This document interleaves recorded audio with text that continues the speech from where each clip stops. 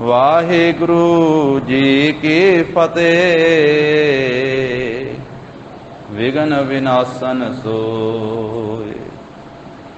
ਵਾਹਿਗੁਰੂ ਸਾਹਿਬ ਜੀ ਚੌਪਈ ਕਵਾ ਬਾਤ ਨੇਮ ਦੇ ਦੀਨੋ ਹਰੀ ਕ੍ਰਿਸ਼ਨ ਤੇ ਸਾਹਾ ਕੀਨੋ ਗੱਗਾ ਗੋਬਿੰਦ ਤੇ ਜੀਏ ਜਾਨੋ ਰਾਰਾ ਰਾਮ ਚੰਦ ਮਨ ਬੰਨੋ ਕਵਾ ਬਾਤ ਨੇਮ ਦੇ ਦੀਨੋ। ਵਾਹਿਗੁਰੂ ਜੀ ਕਾ ਖਾਲਸਾ ਵਾਹਿਗੁਰੂ ਜੀ ਕੀ ਫਤਿਹ। ਜਾਹਰ ਜਹੂਰ ਹਾਜ਼ਰ ਹਜੂਰ ਸਰਬ ਕਲਾ ਭਰਪੂਰ। ਦਸਾਂ ਪਾਤਸ਼ਾਹੀਆਂ ਦੀ ਜੋਤ ਪਤਿਤ ਪਾਵਨ ਭਗਤ ਵਸ਼ਲ ਅੰਤਰਜਾਮੀ ਗਰੀਬ ਨਵਾਜ ਧੰਨ ਧੰਨ ਸ੍ਰੀ ਗੁਰੂ ਗ੍ਰੰਥ ਸਾਹਿਬ ਜੀ ਮਹਾਰਾਜ।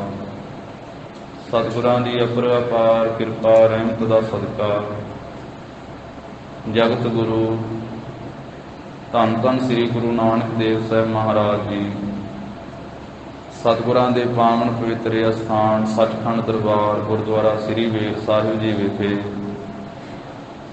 ਸਜੇ ਹੋਏ ਸੁੰਦਰ ਦੀਵਾਨ ਦੀ ਹਾਜ਼ਰੀ ਭਰ ਰਹੀ ਗੁਰੂ ਕੀ ਸਾਜੀ ਨਵਾਜੀ ਹੋਈ ਸਾਧ ਸੰਗਤ ਜੀਓ। ਗਰੀਬ ਨਵਾਜ ਸਤਿਗੁਰਾਂ ਨੇ ਕਿਰਪਾ ਕੀਤੀ ਹੈ, ਆਪਣੇ ਅੰਮ੍ਰਿਤਮਈ ਦਰਸ਼ਨ ਬਖਸ਼ਿਸ਼ ਕੀਤੇ। ਸਤ ਸੰਗਤ ਦਾ ਅਮੋਲਕ ਸੁਭਾਗਾ ਸਮਾਂ ਪ੍ਰਾਪਤ ਹੋਇਆ ਹੈ। ਲੜੀਵਾਰ ਰੂਪ ਦੇ ਵਿੱਚ ਜਗਤ ਗੁਰੂ ਜੀ ਦੇ ਪਾਵਨ ਇਤਿਹਾਸ ਦੀ ਕਥਾ ਆਰੰਭ ਹੋਈ ਹੈ।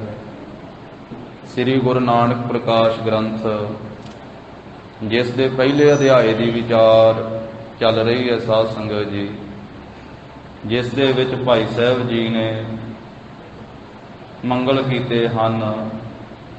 ਗੁਰੂ ਸਾਹਿਬ ਜੀ ਦੇ ਕਥਾ ਦੇ ਆਰੰਭ ਵਿੱਚ ਪਰਮੇਸ਼ਰ ਵਾਹਿਗੁਰੂ ਜੀ ਦਾ ਮੰਗਲ, ਦਸਾਂ ਪਾਤਸ਼ਾਹੀਆਂ ਦੇ ਮੰਗਲ, ਇਸੇ ਤਰ੍ਹਾਂ ਜਿਨ੍ਹਾਂ ਤੋਂ ਭਾਈ ਸਾਹਿਬ ਭਾਈ ਸੰਤੋਖ ਸਿੰਘ ਜੀ ਨੇ ਵਿੱਦਿਆ ਪ੍ਰਾਪਤ ਕੀਤੀ, ਆਪਣੇ ਉਸਤਾਦ ਗਿਆਨੀ ਸੰਤ ਸਿੰਘ ਜੀ ਦੀ ਮਹਿਮਾ ਦਾ ਮੰਗਲ, ਫਿਰ ਨਾਮ ਦੀ ਮਹਿਮਾ ਦੇ ਮੰਗਲਾਚਰਨ ਕੀਤੇ ਹਨ, ਜਿਹਦੇ ਵਿੱਚੋਂ ਸਾਧ ਸੰਗਤ ਜੀ ਆਪਾਂ 64 ਮੰਗਲਾਂ ਦੀ ਵਿਚਾਰ ਪਿੱਛੇ ਕਰ ਲਈ ਹੈ ਤੇ 65ਵੇਂ ਮੰਗਲ ਤੋਂ ਅੱਜ ਆਰੰਭਤਾ ਹੋ ਰਹੀ ਹੈ। ਹੁਣ ਭਾਈ ਸਾਹਿਬ ਜੀ ਨਾਮ ਦੀ ਮਹਿਮਾ ਕਥਨ ਕਰ ਰਹੇ ਹਨ, ਜੋ ਪਿਛਲੇ ਦਿਨਾਂ ਤੋਂ ਵਿਚਾਰ ਚੱਲ ਰਹੀ ਹੈ। ਤੇ ਨਾਮਾਂ ਦੇ ਵਿੱਚੋਂ ਵੀ ਜੋ ਪਰਮੇਸ਼ਰ ਜੀ ਦੇ ਅਨੇਕਾਂ ਨਾਮ ਹਨ, ਨਿਰਗੁਣ ਸਰੂਪ ਦੇ, ਸਰਗੁਣ ਸਰੂਪ ਦੇ, ਉਹਨਾਂ ਵਿੱਚੋਂ ਜੋ ਵਾਹਿਗੁਰੂ ਨਾਮ ਹੈ, ਵਾਹਿਗੁਰੂ ਨਾਮ ਦੀ ਮਹਿਮਾ ਕਥਨ ਕਰਦੇ ਹਨ। ਤੋ ਸ਼ਰਧਾ ਭਾਵਨਾ ਦੇ ਨਾਲ ਜਗਤ ਗੁਰੂ ਬਾਬਾ ਜੀ ਧੰਨ ਧੰਨ ਸ੍ਰੀ ਗੁਰੂ ਨਾਨਕ ਦੇਵ ਸਾਹਿਬ ਮਹਾਰਾਜ ਜੀ ਦਾ ਪਾਵਨ ਧਿਆਨ ਧਰਦਿਆਂ ਹੋਏ ਆ ਰਸਨਾ ਦੀ ਪਵਿੱਤਰਤਾ ਵਾਸਤੇ, ਮਨ ਦੀ ਇਕਾਗਰਤਾ ਵਾਸਤੇ ਸਭ ਮਾਈ ਭਾਈ ਪ੍ਰੇਮ ਸਹਿਤ ਉਚਾਰਨ ਕਰੋ ਜੀ। ਸਤਿਨਾਮ ਸ੍ਰੀ ਵਾਹਿਗੁਰੂ ਸਾਹਿਬ ਜੀ।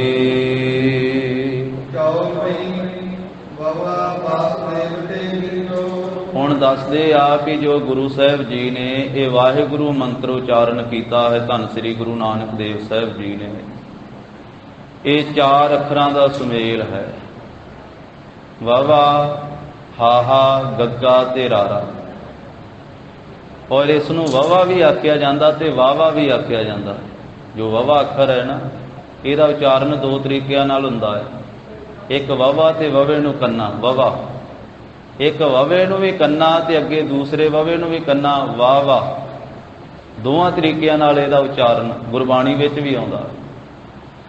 ਤੋ ਇਹ 4 ਜੋ ਅੱਖਰ ਹਨ ਤੇ 4 ਨਾਮ ਪਰਮੇਸ਼ਰ ਵਾਹਿਗੁਰੂ ਜੀ ਦੇ 4 ਯੁੱਗਾਂ ਦੇ ਵਿੱਚ ਇਹ 4 ਹੀ ਨਾਮ ਜਿਹੜੇ ਆ ਇਹ ਪਰਮੇਸ਼ਰ ਦੇ ਪਿਆਰਿਆਂ ਭਗਤਾਂ ਨੇ ਪਰਮੇਸ਼ਰ ਦੇ ਨਾਮ ਜਪੇ। ਸਤਯੁਗ, ਤ੍ਰੇਤੇ, ਦੁਆਪਰ ਤੇ ਕਲਯੁਗ ਦੇ ਵਿੱਚ ਇੱਕ ਇੱਕ ਨਾਮ ਇੱਕ ਇੱਕ ਯੁੱਗ ਦੇ ਵਿੱਚ ਵੀ ਤੇ 4 ਨਾਮ ਇੱਕ ਇੱਕ ਯੁੱਗ ਦੇ ਵਿੱਚ ਵੀ ਭਗਤਾਂ ਨੇ ਜਪੇ। ਕਹਿੰਦੇ ਵੀ ਵਵਾ ਅੱਖਰ ਜਿਹੜਾ ਹੈ ਨਾ, ਪਹਿਲਾਂ ਵਵੇ ਅੱਖਰ ਦੇ ਨਾਲ ਵਾਸਦੇਵ ਦਾ ਜਾਪ ਕੀਤਾ ਜਾਂਦਾ ਸੀ। ਵਾਸਦੇਵ ਨਾਮ ਵੀ ਪਰਮੇਸ਼ਰ ਦਾ।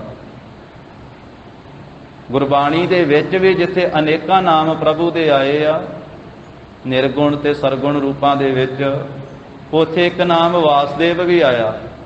ਵਾਸਦੇਵ ਸਰਬੱਤਰ ਮੈਂ ਊਣ ਨਾ ਕਤਹੂ ਠਾਏ, 52 ਅੱਖਰੀ ਦੇ ਵਿੱਚ ਵੀ ਵਾਸਦੇਵ ਉਸ ਨੂੰ ਆਖਿਆ ਜਾਂਦਾ ਜੋ ਸਰਬੱਤਰ ਦੇ ਵਿੱਚ ਵਸਿਆ ਹੋਇਆ। ਇਸ ਕਰਕੇ ਕਹਿੰਦੇ ਵੀ ਜਿਹੜਾ ਵਵਾ ਅੱਖਰ ਹੈ ਇਹ ਵਾਸਦੇਵ ਜੋ ਪ੍ਰਭੂ ਦਾ ਨਾਮ ਹੈ ਉਸ ਤੋਂ ਲਿਆ ਹੈ। ਤੇ ਜੋ ਵਿਸ਼ਨ ਨਾਮ, ਜਿੱਥੇ ਸਾਧ ਸੰਗਤ ਜੀ ਤਿੰਨਾਂ ਦੇਵਤਿਆਂ ਦੇ ਵਿੱਚੋਂ ਇੱਕ ਦੇਵਤੇ ਦਾ ਨਾਮ ਹੈ ਨਾ ਵਿਸ਼ਨੂੰ, ਉੱਥੇ ਵਿਸ਼ਨ ਨਾਮ ਅਕਾਲ ਪੁਰਖ ਦਾ ਵੀ ਹੈ। ਸਾਰੇ ਸੰਸਾਰ ਨੂੰ, ਸਾਰੀ ਸ੍ਰਿਸ਼ਟੀ ਨੂੰ ਵਿਸ਼ਵ ਕਿਹਾ ਜਾਂਦਾ, ਤੇ ਜੋ ਵਿਸ਼ਵ ਦਾ ਮਾਲਕ ਹੈ ਉਹ ਮਹਾ ਵਿਸ਼ਨੂੰ ਅਕਾਲ ਪੁਰਖ।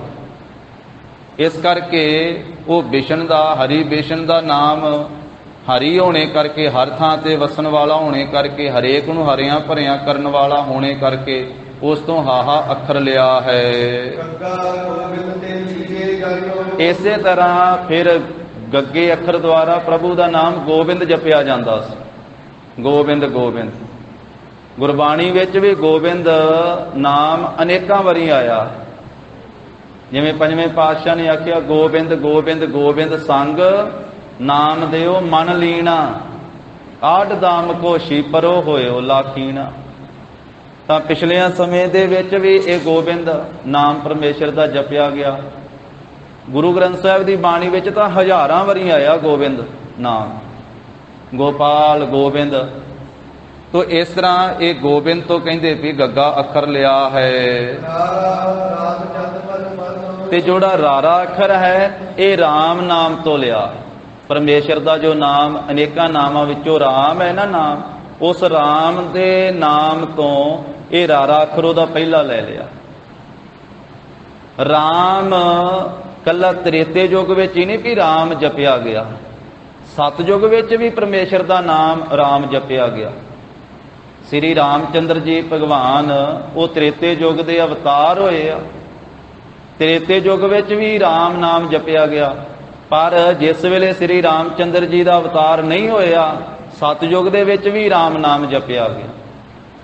ਜਦੋਂ ਗੁਰੂ ਕੀ ਬਾਣੀ ਪੜ੍ਹੀਏ ਤੇ ਭਗਤ ਪ੍ਰਹਿਲਾਦ, ਭਗਤ ਧਰੂ ਜੀ ਉਹ ਸਤਯੁਗ ਵਿੱਚ ਹੋਏ ਆ ਤੇ ਉਹਨਾਂ ਨੇ ਰਾਮ ਨਾਮ ਜਪਿਆ ਰਾਮ।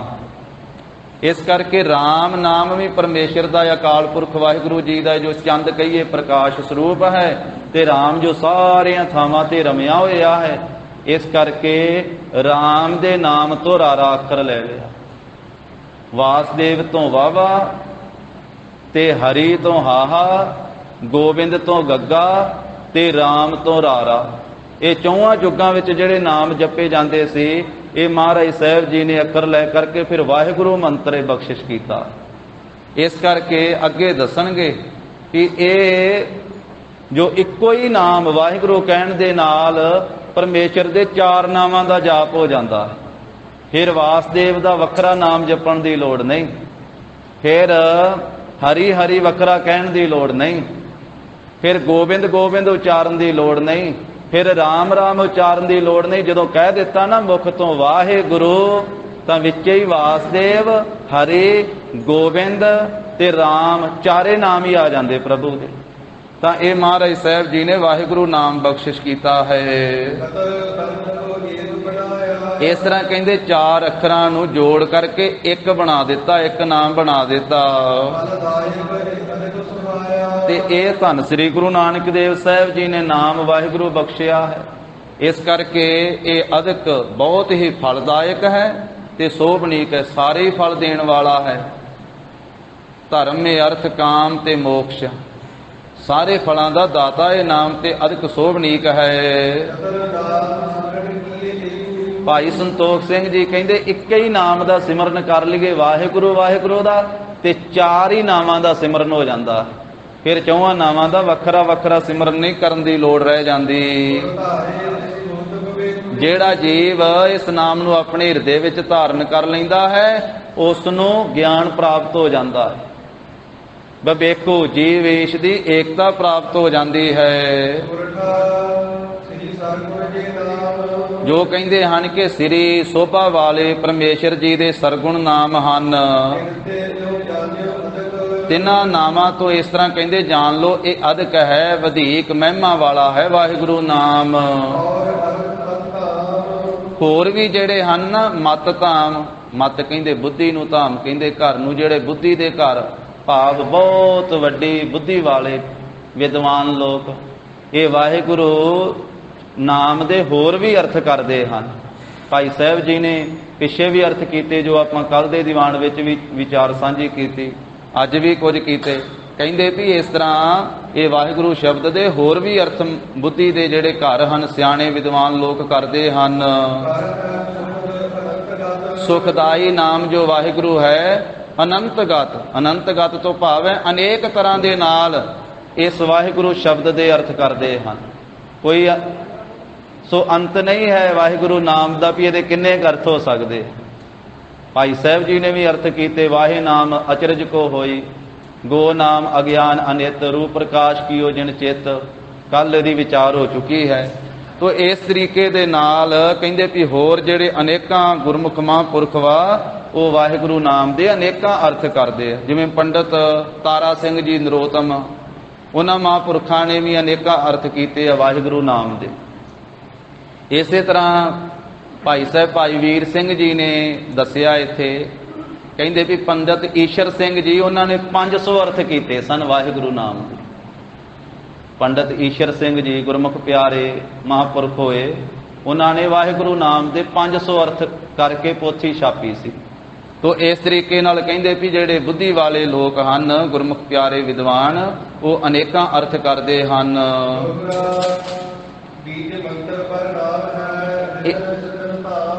ਇਹ ਜੋ ਵਾਹਿਗੁਰੂ ਨਾਮ ਹੈ ਨਾ, ਇਹ ਜਾਣੋ ਬੀਜ ਮੰਤਰ ਹੈ। ਉਂਝ ਸਾਧ ਸੰਗਤ ਜੀ ਇੱਕ ਓੰਕਾਰ ਨੂੰ ਵੀ ਬੀਜ ਮੰਤਰ ਕਿਹਾ ਜਾਂਦਾ। ਬੀਜ ਮੰਤਰ, ਬੀਜ ਤੋਂ ਹੀ ਦਰਖਤ ਪੈਦਾ ਹੁੰਦਾ ਹੈ ਨਾ, ਬੀਜ ਤੋਂ ਹੀ ਫਸਲ ਪੈਦਾ ਹੁੰਦੀ ਹੈ ਨਾ। ਬੀਜ ਮੰਤਰ ਕਿਉਂ ਆਖਿਆ? ਵਾਹਿਗੁਰੂ ਨੂੰ ਵੀ ਭਾਈ ਸਾਹਿਬ ਜੀ ਬੀਜ ਮੰਤਰ ਕਹਿੰਦੇ ਆ, ਕਿਉਂਕਿ ਪਰਮੇਸ਼ਰ ਵਾਹਿਗੁਰੂ ਜੀ ਦੇ 4 ਨਾਵਾਂ ਦੇ ਇੱਕ ਇੱਕ ਅੱਖਰ ਨੂੰ ਲੈ ਲਿਆ, ਪਹਿਲੇ ਬੀਜ ਨੂੰ ਲੈ ਲਿਆ। ਇਸ ਕਰਕੇ ਕਹਿੰਦੇ ਵੀ ਵਾਹਿਗੁਰੂ ਨੂੰ ਵੀ ਬੀਜ ਮੰਤਰ ਕਿਹਾ ਜਾਂਦਾ।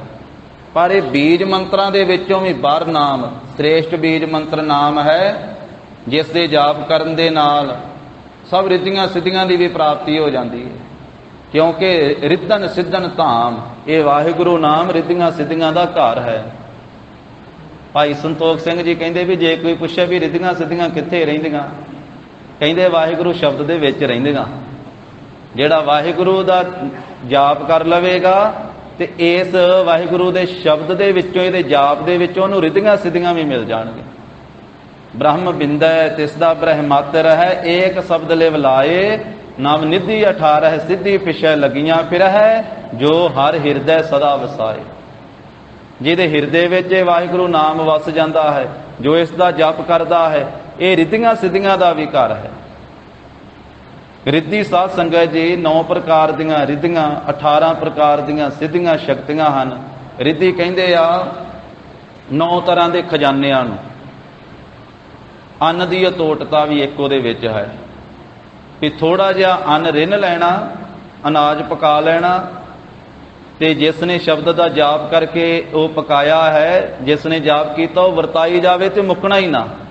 ਐਸਾ ਕਈਆਂ ਮਹਾਂਪੁਰਖਾਂ ਦੇ ਜੀਵਨ ਵਿੱਚ ਲਿਖਿਆ ਵੀ ਥੋੜਾ ਪਦਾਰਥ ਹੁੰਦਿਆਂ ਵੀ ਉਹ ਵਰਤਾਈ ਗਏ ਉੱਤੇ ਬਸਤਰ ਪਾ ਕੇ, ਪਰ ਕਦੀ ਮੁੱਕਿਆ ਨਹੀਂ, ਕਿਉਂਕਿ ਉੱਥੇ ਕਲਾ ਵਾਹਿਗੁਰੂ ਦੀ ਵਰਤ ਜਾਂਦੀ ਹੈ। ਫਿਰ ਗੁਰੂ ਕਾ ਲੰਗਰ ਕਦੀ ਥੁੜਦਾ ਨਹੀਂ, ਇਹ ਬੇਅੰਤ ਹੀ ਰਹਿੰਦਾ। ਤੋ ਇਸੇ ਤਰ੍ਹਾਂ ਹੋਰ ਵੀ ਖਜ਼ਾਨੇ ਆ 18 ਸਿੱਧੀਆਂ, ਇਹ ਰਿੱਧੀਆਂ ਸਿੱਧੀਆਂ ਦਾ ਘਰ ਹੈ ਜਾਣੋ। ਪ੍ਰਭ ਕੈ ਸਿਮਰਨ ਰਿੱਧ ਸਿੱਧ ਨੌ ਨਿਧ, ਪ੍ਰਭ ਕੈ ਸਿਮਰਨ ਗਿਆਨ ਧਿਆਨ ਤਤ ਬੁੱਧ।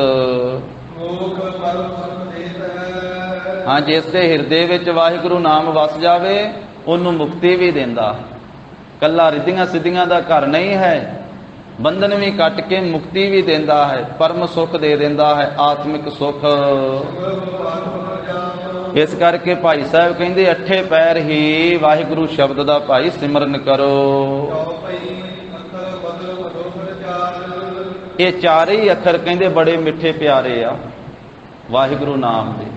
4 ਅੱਖਰ ਜੋ ਇਹ ਮਧੁਰ ਮਿੱਠੇ ਆ, ਮਨੋਹਰ ਮਨ ਨੂੰ ਹਰਨ ਵਾਲੇ ਆ।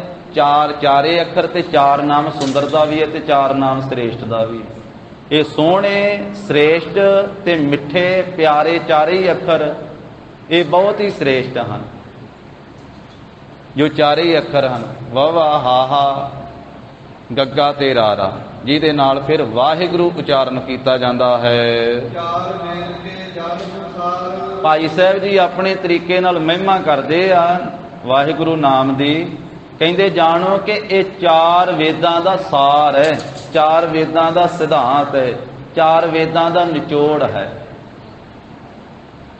ਵੀ ਜਿਹੜੀ ਗੱਲ ਚਾਰ ਵੇਦਾਂ ਦੇ ਵਿੱਚ ਕਹੀ ਹੈ ਨਾ, ਸ਼ਾਮ, ਰਿਗ, ਯੁਜਰ ਤੇ ਅਥਰਵਣ ਵੇਦ, ਉਹ ਇਹ ਸਾਰ ਇਹ ਵਾਹਿਗੁਰੂ ਸ਼ਬਦ ਦੇ ਵਿੱਚ ਹੀ ਹੈ। ਕਿਉਂਕਿ ਸਾਰੇ ਵੇਦ, ਸ਼ਾਸਤਰ, ਸਿਮਰਤੀਆਂ, ਪੁਰਾਣ ਵੀ ਨਾਮ ਦੀ ਮਹਿਮਾ ਹੀ ਕਥਨ ਕਰਦੇ ਆ।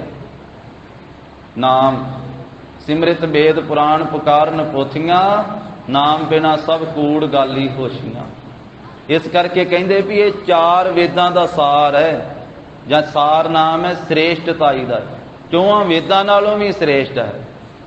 ਵੇਦ ਕਤੇਬ ਅਗੋਚਰਾ, ਵਾਹਿਗੁਰੂ ਗੁਰ ਸ਼ਬਦ ਸੁਣਾਇਆ, ਭਾਈ ਗੁਰਦਾਸ ਸਾਹਿਬ ਜੀ ਕਹਿੰਦੇ। ਤੋ ਇਸ ਪ੍ਰਕਾਰ ਦੇ ਨਾਲ ਇਹ ਚਾਰ ਵੇਦਾਂ ਦਾ ਸਾਰ ਕਹੀਏ ਸ੍ਰੇਸ਼ਟ ਇਹ ਵਾਹਿਗੁਰੂ ਸ਼ਬਦ ਹੈ।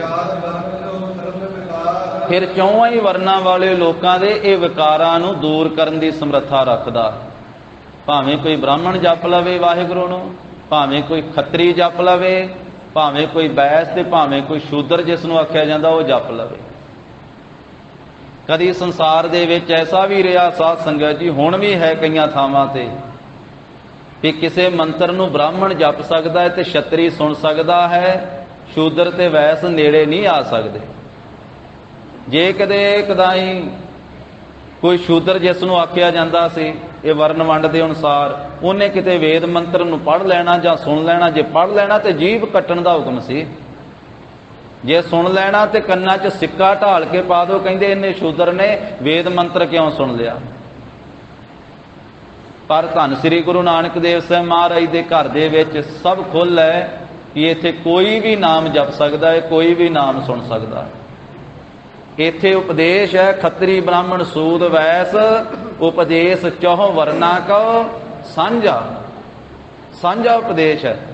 ਗੁਰਮੁਖ ਨਾਮ ਜਪੈ ਉਧਰੈ ਸੋ ਕਲ ਮਹਿ, ਘਟ ਘਟ ਨਾਨਕ ਮਾਝਾ। ਖੱਤਰੀ ਬ੍ਰਾਹਮਣ ਸੂਦ ਵੈਸ ਉਧਰੈ ਸਿਮਰ ਚੰਡਾਲ, ਚੰਡਾਲ ਵੀ ਆ ਕਰਕੇ ਗੁਰੂ ਕੀ ਸ਼ਰਨ ਪੈ ਕੇ ਨਾਮ ਸਿਮਰਨ ਲੱਗ ਪਵੇ, ਉਹਦਾ ਵੀ ਭਲਾ ਹੋ ਜਾਵੇਗਾ, ਉਹਦੀ ਵੀ ਕਲਿਆਣ ਹੋ ਜਾਵੇਗਾ। ਤੋ ਇਸ ਕਰਕੇ ਕਹਿੰਦੇ ਹਨ ਕਿ ਚੌਹਾਂ ਹੀ ਵਰਨਾਂ ਦੇ ਵਕਾਰਾਂ ਨੂੰ ਦੂਰ ਕਰਨ ਵਾਲਾ ਨਾਮ ਹੈ। ਨਹੀਂ ਤਾਂ ਮੰਦਰਾਂ ਦੇ ਵਿੱਚੋਂ ਨੀਵੀਂ ਜਾਤ ਵਾਲਿਆਂ ਨੂੰ ਤੇ ਧੱਕੇ ਮਾਰ ਕੇ ਬਾਹਰ ਕੱਢ ਦਿੱਤਾ ਜਾਂਦਾ ਸੀ। ਭਗਤ ਨਾਮਦੇਵ ਜੀ ਨੂੰ ਧੱਕੇ ਵੱਜੇ, ਕਬੀਰ ਸਾਹਿਬ ਜੀ ਨੂੰ ਬਹੁਤ ਬੁਰਾ ਬੋਲਿਆ ਗਿਆ, ਭਗਤ ਰਵਿਦਾਸ ਸਾਹਿਬ ਜੀ ਨੂੰ ਬਹੁਤ ਨਿੰਦਿਆ ਗਿਆ। ਪਰ ਗੁਰੂ ਗ੍ਰੰਥ ਸਾਹਿਬ ਮਹਾਰਾਜ ਸਾਹਿਬ ਜੀ ਨੇ ਉਹਨਾਂ ਭਗਤਾਂ ਨੂੰ ਮਹਾਨ ਵਡਿਆਈ ਦਿੱਤੀ। ਆਖਿਆ ਗੋਬਿੰਦ ਗੋਬਿੰਦ ਗੋਬਿੰਦ ਸੰਗ ਨਾਮ ਦਿਓ ਮਨ ਲੀਣਾ, ਆੜ ਦਾਮ ਕੋ ਛਿਪਰੋ ਹੋਇਓ ਲਾਖੀਣਾ। ਬੁਨਨਾ ਤਨਨਾ ਤਿਆਗ ਕੈ ਪ੍ਰੀਤ ਚਰਨ ਕਬੀਰਾ, ਨੀਚ ਕੁਲਾ ਜੋ ਲਾਹਰਾ ਭਇਓ ਗੁਣੀ ਗਹੀਰਾ। ਰਵਿਦਾਸ ਢੋਵੰਤਾ ਢੋਰ ਨੀਤ ਤਿਨ ਤਿਆਗੀ ਮਾਇਆ, ਪ੍ਰਗਟ ਹੋਆ ਸਾਧ ਸੰਗ ਹਰ ਦਰਸ਼ਨ ਪਾਇਆ। ਸੈਨ ਨਾਈ ਬੁਤਕਾਰੀਆ ਉਹ ਘਰ ਘਰ ਸੁਣਿਆ, ਹਿਰਦੈ ਵਸਿਆ ਪਾਰ ਬ੍ਰਹਮ ਭਗਤਾ ਮਹਿ ਗਣਿਆ।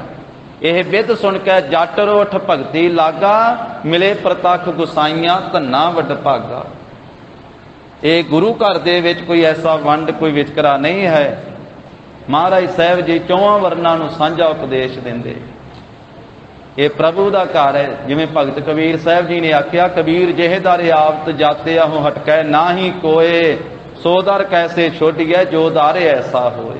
ਕਹਿੰਦੇ ਚੌਹਾਂ ਵਰਨਾਂ ਦੇ ਵਿਕਾਰਾਂ ਨੂੰ ਨਾਸ਼ ਕਰਨ ਦੀ ਸਮਰੱਥਾ ਰੱਖਦਾ ਹੈ ਵਾਹਿਗੁਰੂ ਨਾਮ।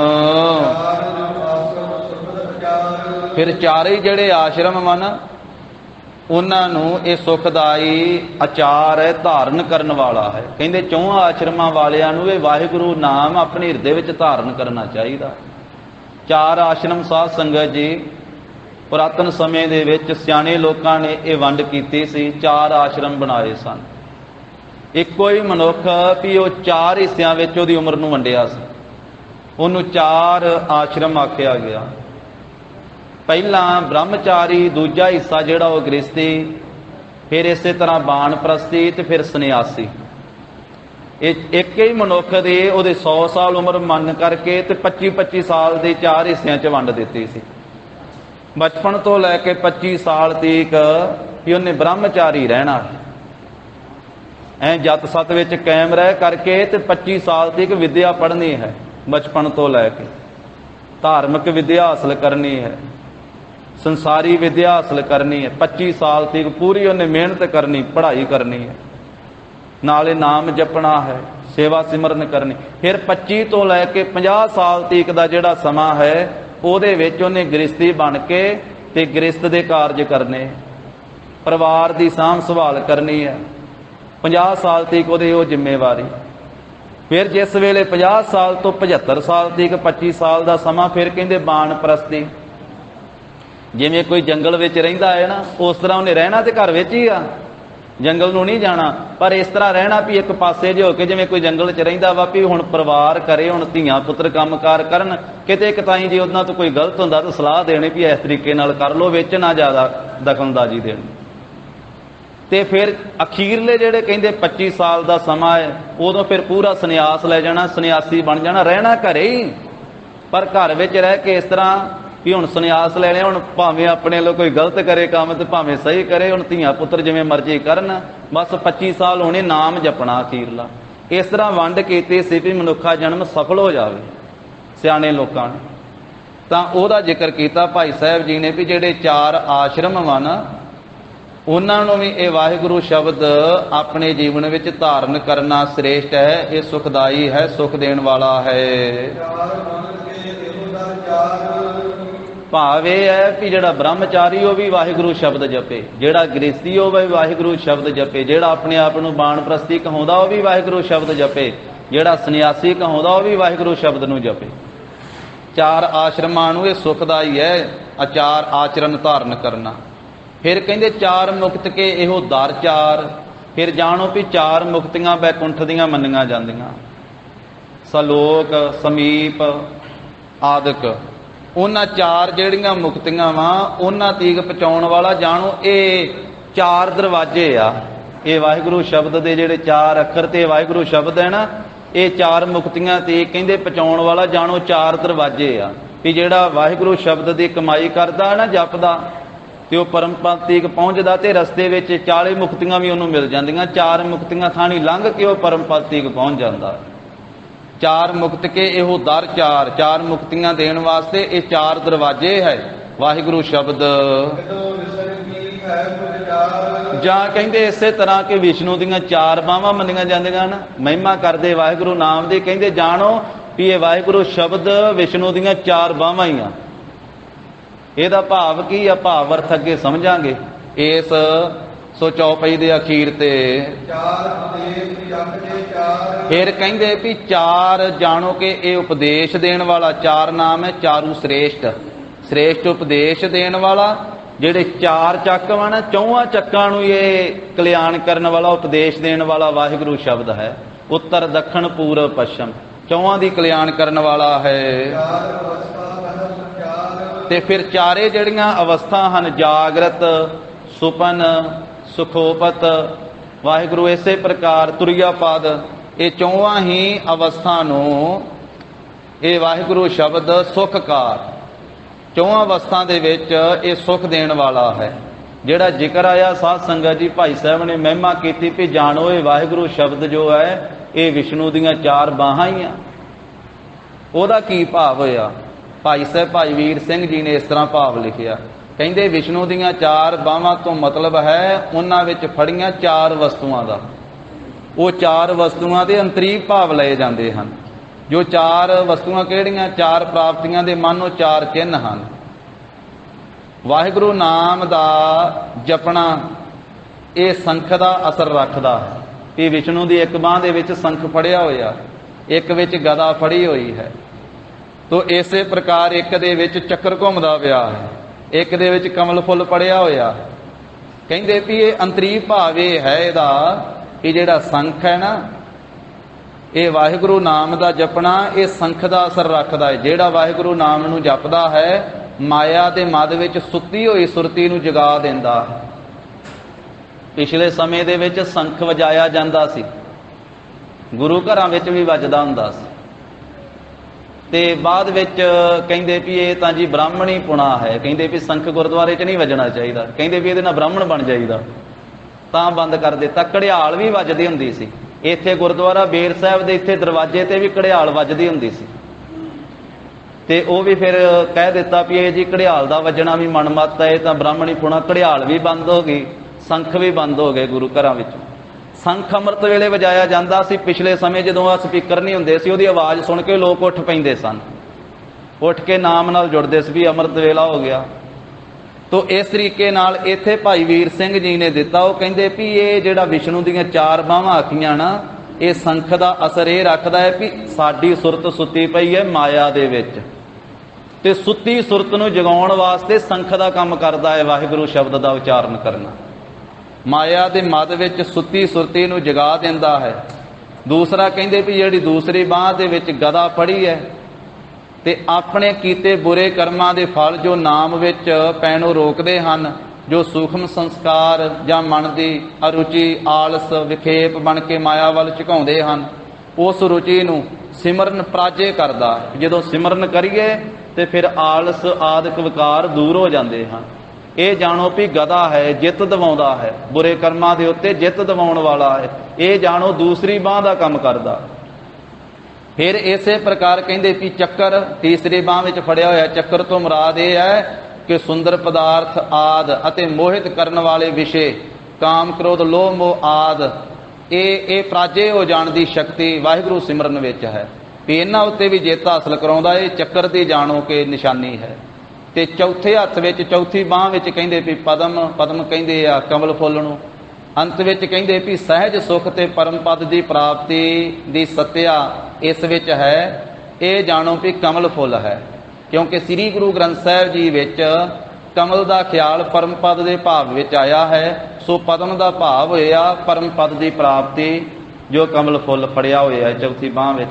ਇਹ ਭਾਵ ਅਰਥ ਰਿਹਾ ਹੈ, ਕਿਉਂਕਿ ਇਹ ਭਾਵ ਅਰਥ ਇਹ ਤਾਂ ਹੁਣ ਕੋਈ ਭਾਈ ਵੀਰ ਸਿੰਘ ਹੀ ਜਾਣ ਸਕਦੇ ਆ ਨਾ। ਉਹਨਾਂ ਆਖਿਆ ਵੀ ਜਿਹੜਾ 4 ਬਾਹਾਂ ਕਹਿ ਦਿੱਤੀਆਂ ਵਿਸ਼ਨੂੰ ਜੀ ਦੀਆਂ, ਇਹਦੇ ਚ ਭਾਵ ਅਰਥ ਇਹ ਨਿਕਲਦਾ ਵੀ ਇਹ 4 ਇਸ ਤਰ੍ਹਾਂ ਸ਼ਕਤੀਆਂ ਦਿੰਦਾ ਹੈ ਵਾਹਿਗੁਰੂ ਨਾਮ। ਤੇ ਜੇ ਇਹਦਾ ਭਾਵ ਅਰਥ ਨਾ ਹੋਵੇ, ਸਿੱਧਾ ਕਹਿ ਦਿੱਤਾ ਜਾਵੇ ਵੇਖੋ ਜੀ ਵਾਹਿਗੁਰੂ ਸ਼ਬਦ ਨੂੰ ਕਹਿ ਦਿੱਤਾ ਵਿਸ਼ਨੂੰ ਦੀਆਂ 4 ਬਾਹਾਂ, ਕਹਿ ਦੇਣਾ ਵੇਖੋ ਜੀ ਇਹ ਬ੍ਰਾਹਮਣੀ ਕੰਡ ਨਾਲ ਜੋੜ ਦਿੱਤਾ, ਇਹ ਸਨਾਤਨ ਮਤ ਨਾਲ ਜੋੜ ਦਿੱਤਾ। ਫਿਰ ਇਸ ਤਰੀਕੇ ਨਾਲ ਹੋ ਜਾਂਦੀ ਇਹ ਗੱਲ। ਕਹਿੰਦੇ ਵੀ ਇਹ ਇਸ ਤਰੀਕੇ ਦੇ ਨਾਲ ਇਹ ਸਾਰੀਆਂ ਹੀ ਭਾਵਦਾਤਾਂ ਦੇਣ ਵਾਲਾ ਵਾਹਿਗੁਰੂ ਨਾਮ ਹੈ। ਹਾਂਜੀ, ਕਿਉਂਕਿ ਭਾਈ ਸਾਹਿਬ ਜੀ ਇਸ ਤਰੀਕੇ ਦੇ ਨਾਲ ਵਾਹਿਗੁਰੂ ਨਾਮ ਦੇ 4 ਅੱਖਰ ਹਨ। 4 ਅੱਖਰ ਦੇ ਦੁਆਰਾ ਉਹ ਜਿਹੜੀਆਂ 4 ਚੀਜ਼ਾਂ ਉਹਨਾਂ ਨੂੰ ਨਾਲ ਲਿਆ ਕਰਕੇ ਨਾਮ ਦੀ ਮਹਿਮਾ ਦਰਸਾ ਰਹੇ। ਪਹਿਲਾਂ 4 ਬਾਹਾਂ ਦਾ ਜ਼ਿਕਰ ਕੀਤਾ, ਹੁਣ ਕਹਿੰਦੇ ਜਾਣੋ ਕਿ ਜਿਵੇਂ ਰਾਜੇ ਦੀ ਫੌਜ ਦੇ ਵਿੱਚ ਸੈਨਾਪਤੀ ਹੁੰਦੇ ਹਨ, 4 ਪ੍ਰਕਾਰ ਦੀ ਫੌਜ ਹੁੰਦੀ ਹੈ। ਇੱਕ ਪੈਦਲ ਚੱਲਣ ਵਾਲੀ, ਇੱਕ ਘੋੜਿਆਂ ਵਾਲੀ, ਇੱਕ ਰੱਥਾਂ ਵਾਲੀ, ਇੱਕ ਹਾਥੀਆਂ ਵਾਲੀ। ਇਹ ਪਿਛਲੇ ਸਮੇਂ ਵਿੱਚ 4 ਤਰ੍ਹਾਂ ਦੀ ਸੈਨਾ ਹੁੰਦੀ ਸੀ। ਹੁਣ ਉਹਨਾਂ ਦੀ ਥਾਂ ਦੇ ਉੱਤੇ ਆ ਗੱਡੀਆਂ ਵਾਲੀ, ਟੈਂਕਾਂ ਵਾਲੀ, ਹਵਾਈ ਜਹਾਜ਼ਾਂ ਵਾਲੀ ਇਸ ਤਰ੍ਹਾਂ ਦੀ ਸੈਨਾ ਆ ਗਈ ਹੈ। ਤਾਂ ਕਹਿੰਦੇ ਵੀ ਵਿਵੇਕ ਰੂਪੀ ਜਿਹੜਾ ਰਾਜਾ ਹੈ ਨਾ, ਗਿਆਨ ਰੂਪੀ ਰਾਜਾ, ਉਹਦੀ ਫੌਜ ਦੇ ਵਿੱਚ ਜਾਣੋ ਕਿ ਵਾਹਿਗੁਰੂ ਨਾਮ ਇਹ 4 ਸੈਨਾਪਤੀ ਹਨ। ਤੇ ਮੋਹ ਦੀ ਵੀ ਫੌਜ ਵਾ, ਇੱਕ ਪਾਸੇ ਗਿਆਨ ਦੀ ਫੌਜ ਹੈ ਤੇ ਇੱਕ ਪਾਸੇ ਮੋਹ ਦੀ ਫੌਜ ਹੈ। ਗਿਆਨ ਦੀ ਫੌਜ ਸ਼ੁਭ ਗੁਣ ਤੇ ਮੋਹ ਦੀ ਫੌਜ ਔਗਣ ਵਾ। ਜਿੰਨੇ ਵਕਾਰ ਔਗਣ ਵਾ ਇਹ ਮੋਹ ਦੀ ਫੌਜ ਵਾ। ਤੇ ਗਿਆਨ ਦੀ ਫੌਜ ਵੀ ਬੜੀ ਤਕੜੀ ਹੈ ਤੇ ਮੋਹ ਦੀ ਫੌਜ ਵੀ ਬੜੀ ਤਕੜੀ ਹੈ। ਗਿਆਨ ਦੀ ਫੌਜ ਹੈ ਖਿਮਾ, ਅਹਿੰਸਾ, ਦਇਆ, ਮ੍ਰਿਤ, ਸਤ ਬਚਨ, ਤਪ, ਦਾਨ, ਸੀਲ, ਸੌਚ, ਤ੍ਰਿਸ਼ਨਾ ਬਿਨਾ ਧਰਮ ਲਿੰਗ 10 ਜਾਨ। ਜਿਹੜੇ ਸ਼ੁਭ ਗੁਣ ਧਰਮ ਦੇ ਗੁਣ ਹਨ, ਇਹ ਵਿਵੇਕ ਦੀ ਫੌਜ ਹੈ, ਇਹ ਗਿਆਨ ਦੀ ਫੌਜ ਹੈ। ਤੇ ਇੱਕ ਪਾਸੇ ਗਿਆਨ ਰੂਪੀ ਰਾਜਾ ਹੈ, ਇੱਕ ਪਾਸੇ ਮੋਹ ਰੂਪੀ ਰਾਜਾ, ਅਗਿਆਨ ਰੂਪੀ ਰਾਜਾ ਹੈ। ਤੇ ਮੋਹ ਦੀ ਫੌਜ ਜਿਹੜੀ ਹੈ ਉਹ ਹੈ ਕਾਮ, ਕ੍ਰੋਧ, ਲੋਭ, ਮੋਹ, ਹੰਕਾਰ, ਝੂਠ, ਨਿੰਦਿਆ, ਚੁਗਲੀ, ਈਰਖਾ। ਇਹ ਮੋਹ ਦੀ ਫੌਜ ਹੈ। ਤੇ ਸੰਸਾਰ ਵਿੱਚ ਲੜਾਈ ਗਿਆਨ ਤੇ ਅਗਿਆਨ ਦੀ ਹੀ ਹੈ। ਭਾਵੇਂ ਕਿਸੇ ਪੱਖ ਵਿੱਚ ਹੋ ਰਹੀ ਹੈ, ਭਾਵੇਂ ਪਤੀ ਪਤਨੀ ਦੀ ਲੜਾਈ ਹੋ ਰਹੀ ਹੈ, ਭਾਵੇਂ ਭਰਾਵਾਂ ਭਰਾਵਾਂ ਦੀ ਲੜਾਈ ਹੋ ਰਹੀ ਹੈ, ਭਾਵੇਂ ਭੈਣਾਂ ਦੀ ਹੋ ਰਹੀ ਹੈ, ਭਾਵੇਂ ਧੀਆਂ ਪੁੱਤਰਾਂ ਦੀ ਤੇ ਮਾਤਾ ਪਿਤਾ ਦੀ ਲੜਾਈ ਹੈ, ਭਾਵੇਂ ਸੱਜਣਾ ਮਿੱਤਰਾਂ ਦੀ ਹੈ, ਭਾਵੇਂ ਕਿਸੇ ਸਭਾ ਸੁਸਾਇਟੀ ਦੀ ਲੜਾਈ ਹੈ, ਭਾਵੇਂ ਦੇਸ਼ ਦੀ ਲੜਾਈ ਹੈ। ਫੌਜਾਂ ਦੋਵੇਂ ਪਾਸੇ ਦੋ ਹੀ ਆ, ਇੱਕ ਗਿਆਨ ਦੀ ਫੌਜ, ਇੱਕ ਅਗਿਆਨ ਦੀ ਫੌਜ। ਇਹ ਹਰੇਕ ਦੇ ਅੰਦਰ ਵੀ ਲੜਾਈ ਹੁੰਦੀ ਹੈ ਤੇ ਬਾਹਰ ਵੀ ਹੁੰਦੀ ਹੈ, ਸੰਸਾਰ ਵਿੱਚ ਵੀ ਹੁੰਦੀ ਹੈ। ਇਸੇ ਨੂੰ ਹੀ ਕਲਗੀਧਰ ਪਾਤਸ਼ਾਹ ਨੇ ਆਖਿਆ ਵੀ ਸਿਰਜੇ ਦਾਨੋ ਦੇਵਤੇ ਤਨੇ ਅੰਦਰ ਬਾਦ ਰਚਾਇਆ। ਦੇਵਤੇ ਵੀ ਪੈਦਾ ਕਰ ਦਿੱਤੇ, ਦੈਂਤ ਵੀ ਪੈਦਾ ਕਰ ਦਿੱਤੇ, ਆਪਸ ਵਿੱਚ ਝਗੜਾ ਵੀ ਪੈਦਾ ਕਰ ਦਿੱਤਾ। ਨਮੋ ਕਲਹ ਕਰਤਾ ਨਮੋ ਸ਼ਾਂਤ ਰੂਪੇ, ਐਸਾ ਪਰਮੇਸ਼ਰ ਵਾਹਿਗੁਰੂ। ਤੇ ਮੋਹ ਦੀ ਫੌਜ ਉਹ ਵੀ ਬੜੀ ਤਗੜੀ ਹੈ, ਉਹਨਾਂ ਵੀ ਹਥਿਆਰ ਫੜੇ ਹੋਏ ਆਪਣੇ ਹੱਥ ਵਿੱਚ। ਕ੍ਰੋਧ ਨੇ ਬਹੁਤ ਵੱਡਾ ਹਥਿਆਰ ਫੜਿਆ ਹੋਇਆ। ਇਹ ਸਹਿਸਕ੍ਰਿਤੀ ਸ਼ਲੋਕਾਂ ਦੇ ਵਿੱਚ 5 ਵਿਕਾਰਾਂ ਦਾ ਜ਼ਿਕਰ ਕਰਦਿਆਂ ਮਹਾਰਾਜ ਸਾਹਿਬ ਜੀ ਨੇ ਬੜਾ ਖੁਲਾਸਾ ਕੀਤਾ। ਤੇ ਭਰਤਰੀ ਜੋਗੀ ਜੀ ਦਾ ਵਿਰਾਗ ਸਤ ਗ੍ਰੰਥ ਹੈ, ਉਹਦੇ ਵਿੱਚ ਇੱਕ ਪਾਸੇ ਵਿਵੇਕ ਦੀ ਫੌਜ ਹੈ ਤੇ ਇੱਕ ਪਾਸੇ ਮੋਹ ਦੀ ਫੌਜ ਹੈ। ਆਪਸ ਵਿੱਚ ਲੜਾਈ ਚੱਲਦੀ, ਸਾਰਾ ਗ੍ਰੰਥ ਹੀ ਇਹਦੇ ਉੱਤੇ ਹੈ, ਬੜੀ ਲੜਾਈ ਚੱਲਦੀ ਹੈ। ਤੇ ਉਹਦੇ ਵਿੱਚ ਫਿਰ ਕ੍ਰੋਧ ਕਹਿੰਦਾ ਵੀ ਜਦੋਂ ਆ ਜਾਵਾਂ ਨਾ ਮੈਂ ਵੱਡਿਆਂ ਵੱਡਿਆਂ ਦੀਆਂ ਗੋਡਨੀਆਂ ਲਵਾ ਦਿੰਦਾ ਨਾ। ਕ੍ਰੋਧ ਮੋਹ ਦਾ ਜਿਹੜਾ ਸੈਨਾਪਤੀ ਹੈ, ਮੋਹ ਦਾ ਕਹਿੰਦਾ ਜਦੋਂ ਮੈਂ ਆਉਣਾ ਨਾ ਅੱਖਾਂ ਵਾਲਿਆਂ ਨੂੰ ਅੰਨਾ ਕਰ ਦੇਣਾ, ਕੰਨਾਂ ਵਾਲਿਆਂ ਨੂੰ ਬੋਲਾ ਕਰ ਦੇਣਾ। ਕ੍ਰੋਧ ਬੋਲਦਾ ਵੈਰਾਗ ਸਤਕ ਦੇ ਵਿੱਚ, ਭਰਤਰੀ ਜੀ ਨੇ ਲਿਖਿਆ ਗ੍ਰੰਥ। ਉਹ ਕਹਿੰਦਾ ਜਦੋਂ ਮੈਂ ਆਉਣਾ ਵਾ ਫਿਰ ਅੱਖਾਂ ਵਾਲਿਆਂ ਨੂੰ ਅੰਨਾ ਕਰ ਦੇਣਾ, ਕੰਨਾਂ ਵਾਲਿਆਂ ਨੂੰ ਬੋਲਾ ਕਰ ਦੇਣਾ। ਮੈਂ ਹੁੰਦਾ ਇਸ ਤਰ੍ਹਾਂ ਹੀ ਹੈ ਨਾ, ਆਪਣੇ ਤੇ ਢਕਾ ਕੇ ਵੇਖ ਲਈਏ ਵੀ ਸਾਨੂੰ ਜਦੋਂ ਗੁੱਸਾ ਆਉਂਦਾ ਵਾ ਅੱਖਾਂ ਲਾਲ ਹੋ ਜਾਂਦੀਆਂ ਤੇ ਫਿਰ 4 ਜਣੇ ਫੜ ਕੇ ਵੀ ਰੱਖਣ ਤੇ ਬੰਦਾ ਕਹਿੰਦਾ ਛੱਡ ਦੋ, ਮੈਨੂੰ ਹੁਣ ਨਹੀਂ ਕੁਝ ਵੀ ਦਿਸਦਾ। ਉਹ ਕਹਿੰਦੇ ਗੱਲ ਤੇ ਸੁਣ, ਕਹਿੰਦਾ ਗੱਲ ਨਹੀਂ ਕੀ ਸੁਣਨੀ, ਮੈਨੂੰ ਸੁਣਦਾ ਹੀ ਕੁਝ ਨਹੀਂ, ਹੁਣ ਛੱਡ ਦਿਓ। ਕਰਨਾ ਕਰਾਉਣਾ ਕੀ ਆ, ਝੱਟ ਕੁੱਦੜ ਧੁੰਮੀ ਚੁੱਕ ਕੇ ਮੁੜ ਕੇ ਜਦੋਂ ਠੰਡਾ ਹੋ ਜਾਂਦਾ ਫਿਰ ਰਾਜੀਨਾਮਾ ਹੋ ਜਾਂਦਾ। ਜਿੰਨੀ ਮਰਜ਼ੀ ਲੜਾਈ ਹੋ ਜਾਵੇ ਅਖੀਰ ਤੇ ਰਾਜੀਨਾਮੇ ਤੇ ਗੱਲ ਮੁੱਕਦੀ ਨਾ। ਤੇ ਇੱਕ ਵਾਰੀ ਉਹ ਤਾਜ ਚੜਿਆ ਹੁੰਦਾ, ਅੰਧ ਕਰੋ ਦ੍ਰਿਗਵੰਤਨ ਕੋ ਸ਼ਰੁਤਵੰਤਨ ਕੋ ਬਦਰੋ ਕਰ ਡਾਰੋ। ਅੰਧੇ ਕਰ ਦੇਣਾ ਜਦੋਂ ਮੈਂ ਆ ਜਾਵਾਂ ਅੱਖਾਂ ਵਾਲਿਆਂ ਨੂੰ ਤੇ ਕੰਨਾਂ ਵਾਲਿਆਂ ਨੂੰ ਬੋਲੇ ਕਰ ਦੇਣਾ। ਕਿੱਡਾ ਵੱਡਾ ਇਹ ਵੀ ਸੂਰਮਾ ਵਾ, ਮੋਹ ਦਾ ਸੂਰਮਾ। ਪਰ ਭਾਈ ਸਾਹਿਬ ਜੀ ਕਹਿੰਦੇ ਗਿਆਨ ਰੂਪੀ ਜਿਹੜੀ ਸੈਨਾ ਹੈ ਨਾ, ਵਿਵੇਕ ਦੀ ਜੋ ਵਿਵੇਕ ਰੂਪੀ ਰਾਜੇ ਦੀ ਸੈਨਾ, ਉਹਦੇ ਵਿੱਚ ਇਹ ਵਾਹਿਗੁਰੂ ਸ਼ਬਦ ਜਾਣੋ ਕਿ 4 ਸੈਨਾਪਤੀ ਆ। ਸੈਨਾਪਤੀਆਂ ਨਾਲ ਹੀ ਸੈਨਾ ਚੱਲਦੀ ਹੈ ਨਾ, ਜਰਨੈਲਾਂ ਨਾਲ ਹੀ ਫੌਜ ਹੁੰਦੀ ਹੈ। ਮੋਹ ਦੀ ਫੌਜ ਨੂੰ ਕਹਿੰਦੇ ਜਿੱਤ ਕੇ ਇਹ ਵਾਹਿਗੁਰੂ ਨਾਮ ਇੱਕ ਛਿਣ ਵਿੱਚ ਮਾਰ ਦਿੰਦਾ। ਭਾਵ ਜਿਹੜਾ ਵਾਹਿਗੁਰੂ ਸ਼ਬਦ ਦਾ ਜਾਪ ਕਰਦਾ ਹੈ ਉਹਦੇ ਅੰਦਰੋਂ ਅਗਿਆਨ ਦੀ ਸਾਰੀ ਆਸੁਰੀ ਸੰਪਦਾ ਜੋ ਹੈ, ਔਗਣ ਪਾਪ ਵਿਕਾਰ ਸਾਰੇ ਖਤਮ ਹੋ ਜਾਂਦੇ ਹਨ। ਜਾਂ ਕਹਿੰਦੇ ਵੀ ਜਿਹੜੀ ਪ੍ਰੇਮਾ ਭਗਤੀ ਹੈ ਨਾ, ਇਹ ਸੁੰਦਰ ਇਸਤਰੀ ਦੀ ਨਿਆਈ ਹੈ। ਇਹ ਜਾਣੋ ਵੀ ਪਰਮੇਸ਼ਰ ਵਾਹਿਗੁਰੂ ਜੀ ਦੀ ਪੁੱਤਰੀ ਦੀ ਨਿਆਈ ਹੈ ਪ੍ਰੇਮਾ ਭਗਤੀ। ਤੇ ਗਹਿਣਾ ਪਾਇਆ ਜਾਂਦਾ ਹੈ ਸੁੰਦਰਤਾ ਵਾਸਤੇ। ਇਹ ਜਾਣੋ 4 ਜਿਹੜੇ ਅੱਖਰ ਵਾ ਨਾ ਵਾਹਿਗੁਰੂ ਸ਼ਬਦ ਦੇ, ਇਹ ਪ੍ਰੇਮਾ ਭਗਤੀ ਨੂੰ ਸੁੰਦਰ ਕਰਨ ਵਾਸਤੇ ਇਹ ਭੂਖਣਵਾਂ 4 ਇਹ ਸ੍ਰੇਸ਼ਟ ਗਹਿਣਾ ਹੈ। ਲਖਣ ਨਾਮ ਹੁੰਦਾ ਜਾਣਨ ਦਾ, ਵੇਖਣ ਦਾ, ਜਾਣਨ ਦਾ। ਕਹਿੰਦੇ ਵੀ ਗਿਆਨ ਨੂੰ ਜਾਣਨ ਵਾਸਤੇ ਜਾਣੋ ਕਿ ਵਾਹਿਗੁਰੂ ਸ਼ਬਦ ਦੇ 4 ਨੇਤਰ ਹੀ ਆ, ਇਹ 4 ਅੱਖਾਂ ਹੀ ਆ। ਜਿਹੜਾ ਵਾਹਿਗੁਰੂ ਦਾ ਸ਼ਬਦ ਦਾ ਜਾਪ ਕਰੇਗਾ ਉਹ ਗਿਆਨ ਨੂੰ ਜਾਣ ਲਵੇਗਾ, ਉਹਨੂੰ ਗਿਆਨ ਦੀ ਪ੍ਰਾਪਤੀ ਹੋ ਜਾਵੇਗੀ। ਤੇ 4 ਜਿਹੜੇ ਪਦਾਰਥ ਵਾ ਉਹਨਾਂ ਨੂੰ ਦੇਣ ਵਾਲੇ ਇਹ ਦਾਤੇ ਆ। ਵੇਖੋ 4 ਦੀ ਗੱਲ ਹੀ ਕਰੀ ਜਾਂਦੇ ਵਾਰ-ਵਾਰ, 4 ਅੱਖਰਾਂ ਦੇ ਉੱਤੇ ਸਾਰਾ ਗਿਆਨ ਉਹਨਾਂ ਨੇ ਰੱਖਿਆ। ਕਹਿੰਦੇ ਵੀ 4 ਪਦਾਰਥ ਵਾ, 2 ਪਦਾਰਥ ਤੇ ਸੰਸਾਰੀ ਹੈ ਤੇ 2 ਪਦਾਰਥ ਨਿਰੰਕਾਰੀ ਹੈ, ਧਰਮ ਅਰਥ ਕਾਮ ਤੇ ਮੋਕਸ਼। ਧਰਮ ਇਹ ਸਾਧ ਸੰਗਤ ਜੀ ਨਿਰੰਕਾਰੀ ਪਦਾਰਥ ਆ, ਧਰਮ ਨਾਲ ਜੁੜ ਕੇ ਬੰਦਾ ਨਿਰੰਕਾਰ ਨਾਲ ਜੁੜਦਾ। ਅਰਥ ਕਹਿੰਦੇ ਮਾਇਆ ਨੂੰ, ਮਾਇਆ ਸੰਸਾਰ ਦਾ ਪਦਾਰਥ ਹੈ, ਸੰਸਾਰ ਵਿੱਚ ਵਿਚਰਨ ਵਾਸਤੇ ਮਾਇਆ ਚਾਹੀਦੀ ਹੈ। ਆਰਥਿਕ ਜਿਵੇਂ ਕਿਹਾ ਜਾਂਦਾ ਨਾ, ਆਰਥਿਕ ਸਹਾਇਤਾ, ਅਰਥ ਦੀ ਲੋੜ, ਅਰਥ ਕਹਿੰਦੇ ਮਾਇਆ ਨੂੰ, ਪਦਾਰਥਾਂ ਨੂੰ। ਧਰਮ ਅਰਥ ਕਾਮ, ਕਾਮਨਾ, ਕਾਮਨਾ ਦਾ, ਇਹ ਵੀ ਸੰਸਾਰ ਦੇ ਵਿੱਚ ਕਾਮਨਾ ਇੱਛਾ ਹੁੰਦੀਆਂ। ਤੇ ਮੋਖ ਨਾਮ ਹੈ ਮੁਕਤੀ ਦਾ, ਬੰਧਨ ਕੱਟੇ ਜਾਣੇ। 4 ਪਦਾਰਥਾਂ ਦੇ ਦਾਤੇ ਹਨ ਦੇਣ ਵਾਲੇ ਇਹ 4 ਜੋ ਅੱਖਰ ਹਨ, ਭਾਵ ਵਾਹਿਗੁਰੂ ਸ਼ਬਦ।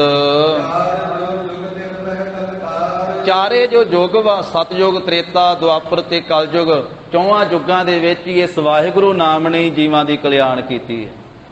ਚੌਹਾਂ ਯੁੱਗਾਂ ਦੇ ਵਿੱਚ ਭਾਵੇਂ ਵਾਸਦੇਵ ਸ਼ਬਦ ਦਾ ਜਾਪ ਹੋਇਆ, ਭਾਵੇਂ ਹਰੀ ਹਰੀ ਦਾ ਜਾਪ ਹੋਇਆ, ਭਾਵੇਂ ਗੋਬਿੰਦ ਗੋਬਿੰਦ ਦਾ ਜਾਪ ਹੋਇਆ, ਭਾਵੇਂ ਰਾਮ ਰਾਮ ਦਾ ਜਾਪ ਹੋਇਆ, ਕਹਿੰਦੇ ਵੀ ਚੌਹਾਂ ਯੁੱਗਾਂ ਵਿੱਚ ਇਸੇ ਨਾਮਣੀ ਕਲਿਆਣ ਕੀਤੀ ਹੈ ਜੀਵਾਂ ਦੀ, ਤੇ ਅਗਲੇ ਸਮੇਂ ਵਿੱਚ ਵੀ ਇਸੇ ਨਾਮਣੀ ਕਲਿਆਣ ਕਰਨੀ ਹੈ।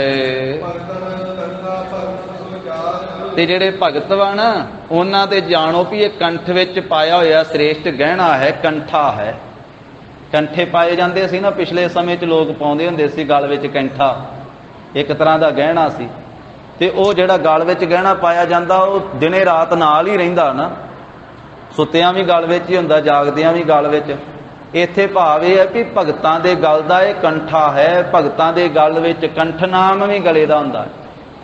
ਭਗਤਾਂ ਦੇ ਗਲੇ ਦਾ ਇਹ ਭੂਖਣ ਹੈ, ਗਲੇ ਦਾ ਗਹਿਣਾ ਹੈ। ਭਾਵ ਉਹਨਾਂ ਦੀ ਰਸਨਾ ਤੇ ਹਰ ਵੇਲੇ ਵਾਹਿਗੁਰੂ ਵਾਹਿਗੁਰੂ ਵਾਹਿਗੁਰੂ ਵਾਹਿਗੁਰੂ, ਊਠਤ ਬੈਠਤ ਸੋਵਤ ਨਾਮ, ਕਹੋ ਨਾਨਕ ਜਨ ਕੈ ਸਦਕਾ। ਭਗਤਾਂ ਦੇ ਗਲ ਦਾ ਇਹ ਸ੍ਰੇਸ਼ਟ ਗਹਿਣਾ ਹੈ ਨਾਮ ਵਾਹਿਗੁਰੂ। ਭਾਈ ਸਾਹਿਬ ਜੀ, ਗਹਿਣੇ ਨਾਲ ਤੇ ਸ਼ੋਭਾ ਬਣਦੀ ਹੈ। ਜੇ ਦੁਨੀਆਦਾਰ ਲੋਕ ਜਿਹੜਾ ਗਹਿਣਾ ਪਹਿਨਦੇ, ਉਹਦੇ ਨਾਲ ਆਪਣੇ ਆਪ ਨੂੰ ਸੁੰਦਰ ਬਣਾਉਣ ਵਾਸਤੇ ਪਹਿਨਦੇ ਸਰੀਰ ਉੱਤੇ ਗਹਿਣਾ।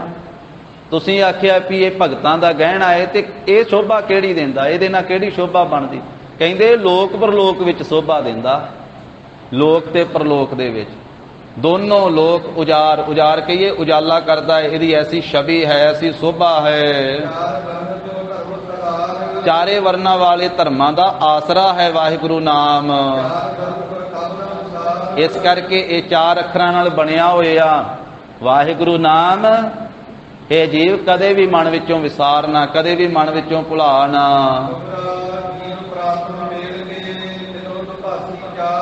ਕਹਿੰਦੇ ਜਾਣੋ ਵੀ ਇਹ ਚਾਰ ਅੱਖਰ ਜਿਹੜੇ ਆ ਨਾ ਵਾਹਿਗੁਰੂ ਨਾਮ, ਇਹ ਦੁਭਾਸ਼ੀਏ ਆ। ਦੁਭਾਸ਼ੀਆ ਕਿਹਾ ਜਾਂਦਾ ਦੋ ਭਾਸ਼ਾ ਜਾਣਨ ਵਾਲਾ। ਜੀਵ ਪ੍ਰਾਤਮ ਮੇਲਕ ਹੈ, ਜੀਵ ਨੂੰ ਪ੍ਰਮਾਤਮਾ ਨਾਲ ਮੇਲਣ ਵਾਲਾ ਵਾ, ਜੀਵ ਦੀ ਪ੍ਰਮਾਤਮਾ ਨਾਲ ਗੱਲ ਕਰਾਉਣ ਵਾਲਾ। ਇਹ ਜਿਹੜਾ ਜੀਵ ਹੈ, ਇਹ ਪ੍ਰਮਾਤਮਾ ਦੀ ਭਾਸ਼ਾ ਨਹੀਂ ਜਾਣਦਾ। ਹੁਣ ਦੋ ਜਾਣੇ ਬੈਠੇ ਹੋਣ ਨਾ, ਦੋ ਮੁਲਕਾਂ ਦੇ, ਇੱਕ ਨੂੰ ਇੰਗਲਿਸ਼ ਆਉਂਦੀ ਹੈ, ਇੱਕ ਨੂੰ ਗੁਰਮੁਖੀ ਆਉਂਦੀ ਹੈ। ਜਿਹਨੂੰ ਗੁਰਮੁਖੀ ਆਉਂਦੀ ਉਹਨੂੰ ਇੰਗਲਿਸ਼ ਨਹੀਂ ਆਉਂਦੀ, ਅੰਗਰੇਜ਼ੀ ਨਹੀਂ ਆਉਂਦੀ, ਤੇ ਜਿਹੜਾ ਅੰਗਰੇਜ਼ੀ ਜਾਣਦਾ ਹੈ ਉਹਨੂੰ ਪੰਜਾਬੀ ਨਹੀਂ ਆਉਂਦੀ।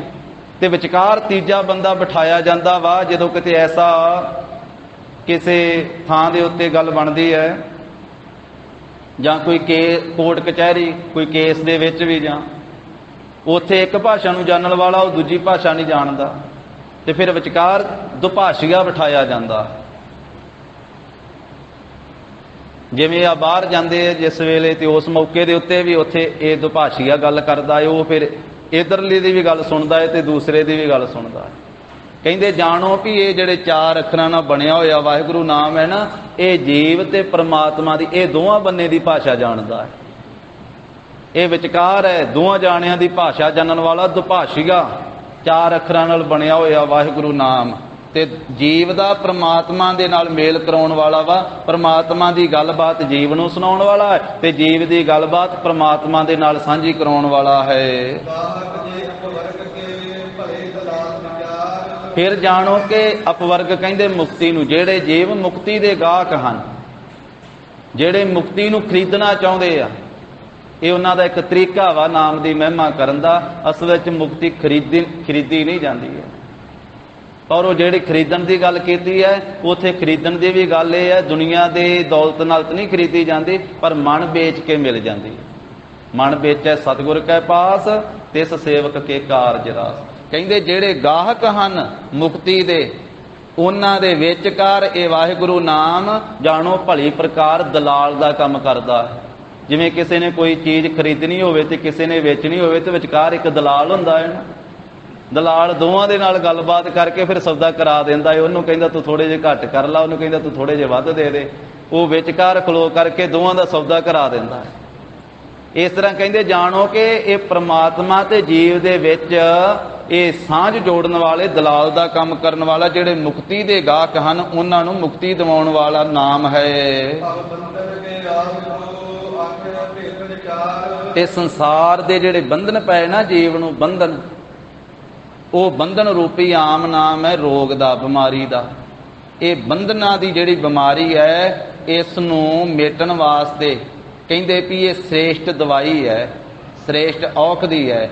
ਆਖੇ ਭੇਖਜ ਚਾਰ, ਜੋ ਖੈ ਨਾ ਹੋਵੇ, ਆਪਣਾ ਅਸਰ ਕੀਤੇ ਬਿਨਾ ਬਿਰਥਾ ਨਾ ਜਾਣ ਵਾਲੀ ਦਵਾਈ। ਭੇਖਜ ਨਾਮ ਹੈ ਦਵਾਈ ਦਾ, ਚਾਰ ਨਾਮ ਹੈ, ਚਾਰ ਅੱਖਰਾਂ ਦਾ ਨਾਮ ਵਾਹਿਗੁਰੂ ਨਾਮ, ਚਾਰ ਸ੍ਰੇਸ਼ਟ। ਸੋ ਇਹ ਐਸੀ ਦਵਾਈ ਹੈ ਕਿ ਜਿਸ ਨੂੰ ਛਕਣ ਦੇ ਨਾਲ, ਭਾਵ ਵਾਹਿਗੁਰੂ ਵਾਹਿਗੁਰੂ ਜਪਣ ਦੇ ਨਾਲ, ਤੇ ਫਿਰ ਜੰਮਣਾ ਮਰਨਾ ਇਹ ਜਿਹੜੀ ਬਿਮਾਰੀ ਇਹ ਮੁੱਕ ਜਾਂਦੀ ਹੈ। ਫਿਰ ਅਗਿਆਨ ਦੀ ਬਿਮਾਰੀ ਖਤਮ ਹੋ ਜਾਂਦੀ ਹੈ। ਤੇ ਭਰਮ ਰੂਪੀ ਤਮ ਜਿਹੜਾ ਹਨੇਰਾ ਹੈ, ਉਸ ਨੂੰ ਕਹਿੰਦੇ ਸੂਰਜ ਦੇ ਬਰਾਬਰ ਹੋ ਕਰਕੇ ਛੇਤੀ ਦੇ ਨਾਲ ਹਿਰਦੇ ਵਿੱਚੋਂ ਟਾਲ ਦੇਣ ਵਾਲੇ ਆ। ਜਾਣੋ ਸੂਰਜ ਦੀ ਤਰ੍ਹਾਂ ਇਹ ਪ੍ਰਕਾਸ਼ ਕਰਨ ਵਾਲਾ ਵਾਹਿਗੁਰੂ ਨਾਮ ਹੈ।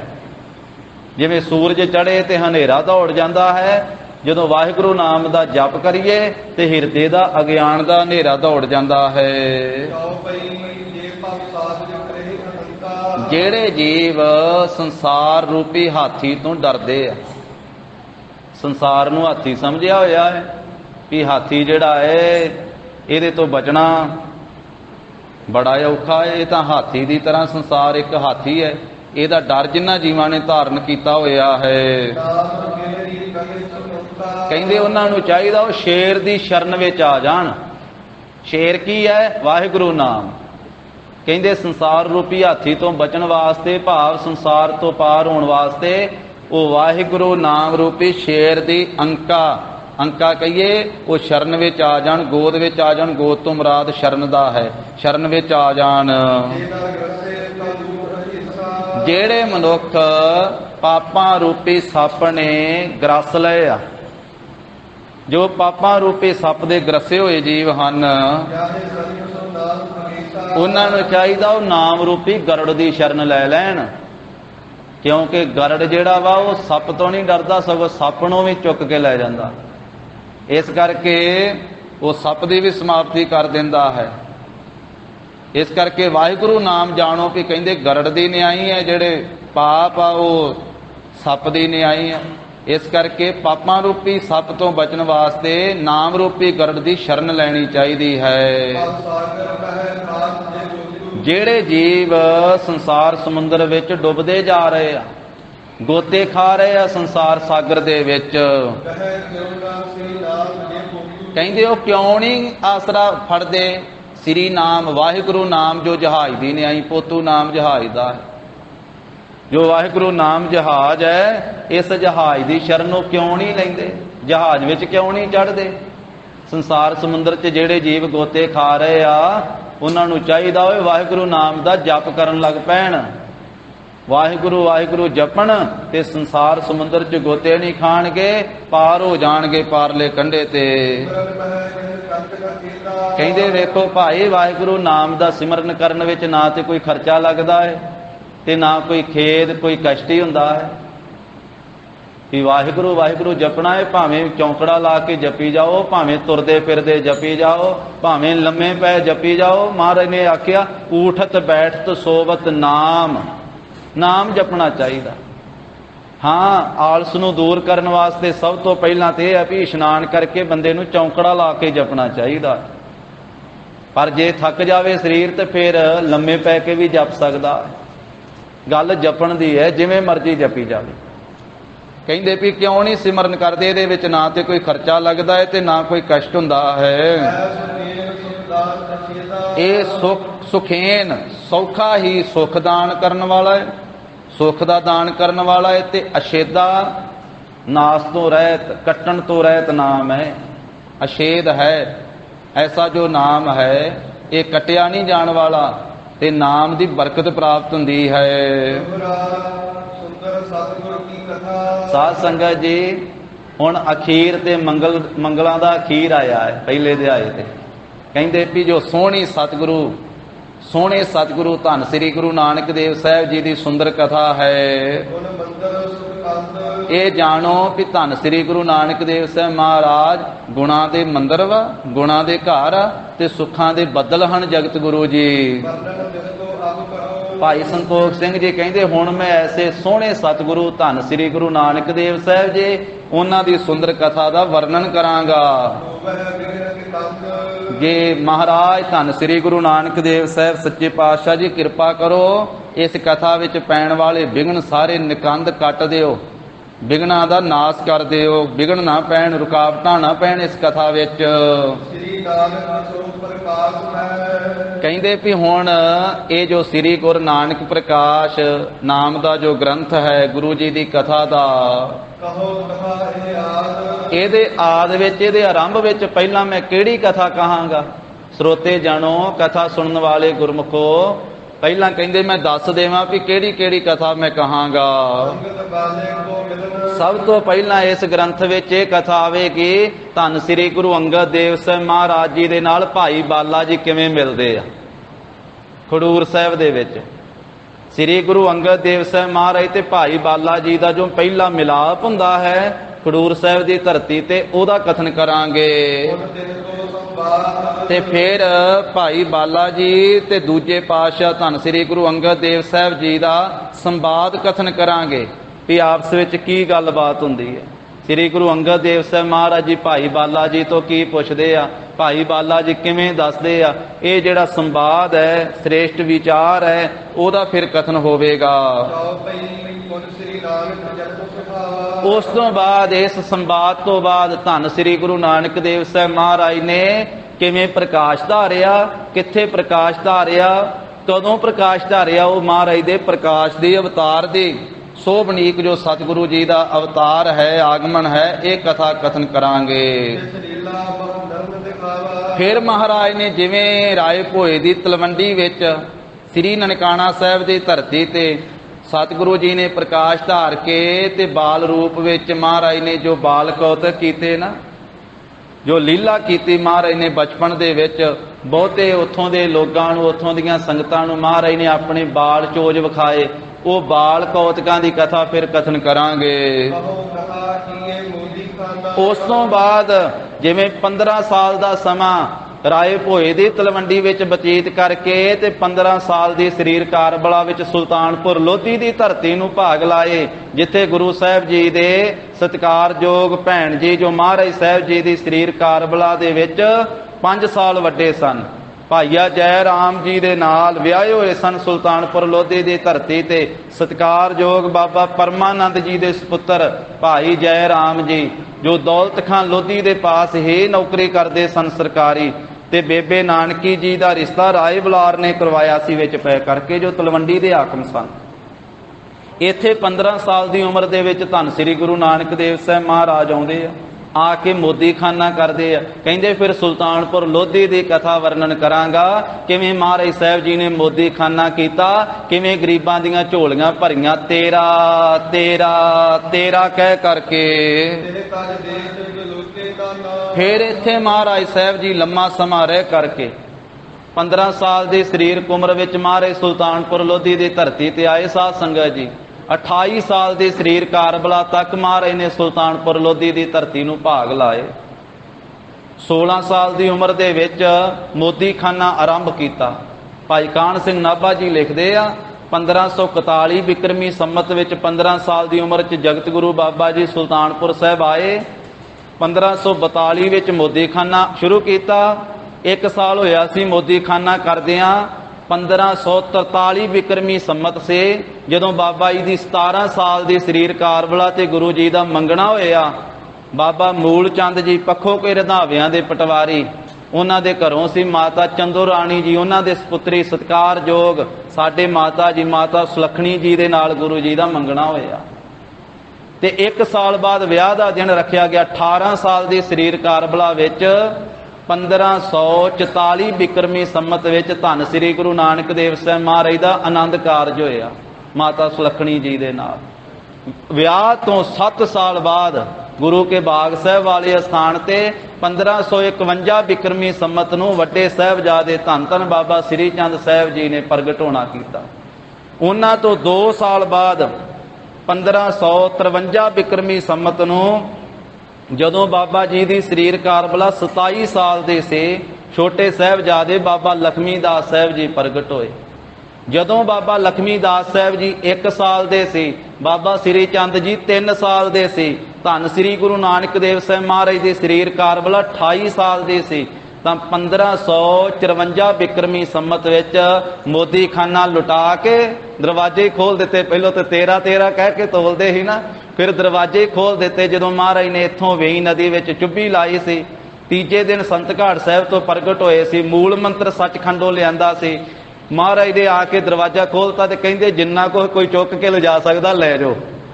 ਤੇ ਜਿਸ ਵੇਲੇ ਖੋਲ ਦਿੱਤੇ, ਲੋਕ ਪੱਡਾ ਬੰਨ ਕੇ ਲਿਜਾਣ ਲੱਗੇ।